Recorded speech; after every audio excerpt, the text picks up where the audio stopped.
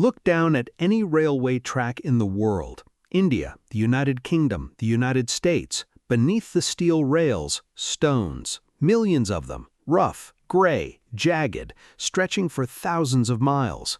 And nobody ever asks why.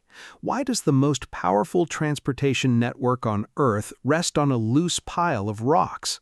Why not bolt the tracks to solid concrete? The answer is not about cost. It is about a problem that would destroy every railway on Earth without those stones. And it connects modern high-speed rail to ancient sailing ships. Here is the problem. A loaded freight train weighs millions of pounds. Place that weight directly onto the ground, even solid ground, and the pressure crushes the soil. The tracks sink, the track buckles, the train derails.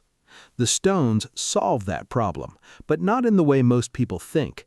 Think of the track as a layer cake, steel rails on top, timber beams called sleepers or ties beneath, and beneath the sleepers, the stones. The stones are called track ballast.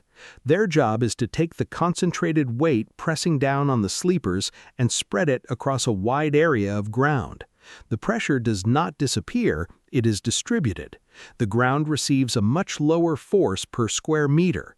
The track does not sink, the rails stay level, the train stays safe. But here's the part that surprises most people. The tracks are not bolted to the ground.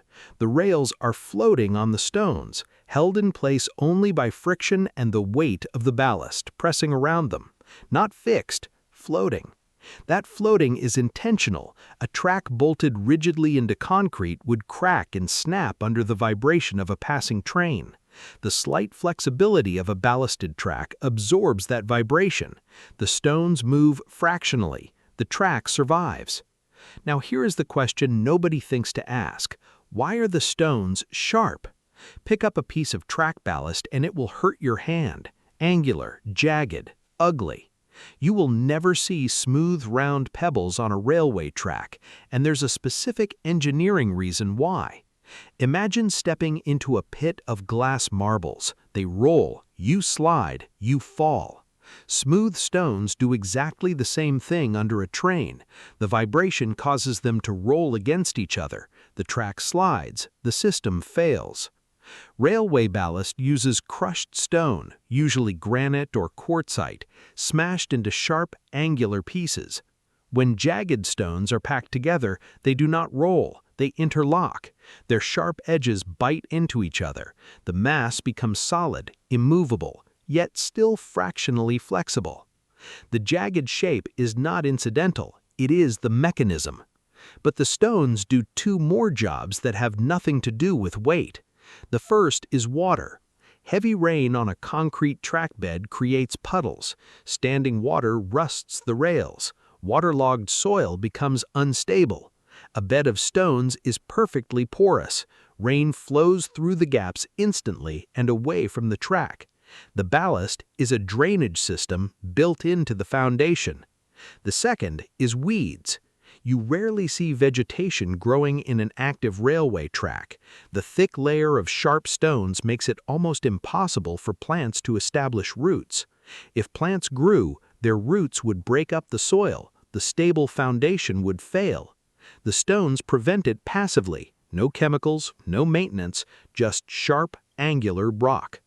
3 functions, 1 material: weight distribution, drainage, weed suppression. And now, the part most engineers never mention. Where does the word ballast actually come from? Not from railway engineering, from the sea.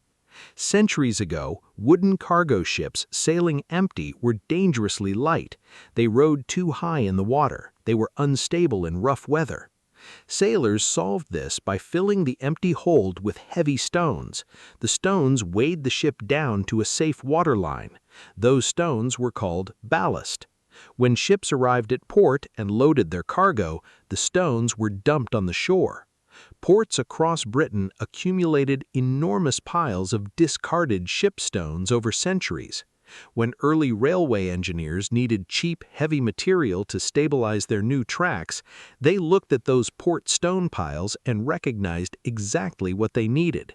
They used the ship stones on the railway tracks, and they kept the name. The stones beneath every railway track you've ever seen were named by sailors, not engineers. Next time you stand at a railway crossing and look down at those gray, jagged stones, you are looking at a drainage system, a weed barrier, a vibration absorber, a weight distributor, and a direct inheritance from the age of sail, all at the same time. What other piece of everyday infrastructure do you think has a completely unexpected origin?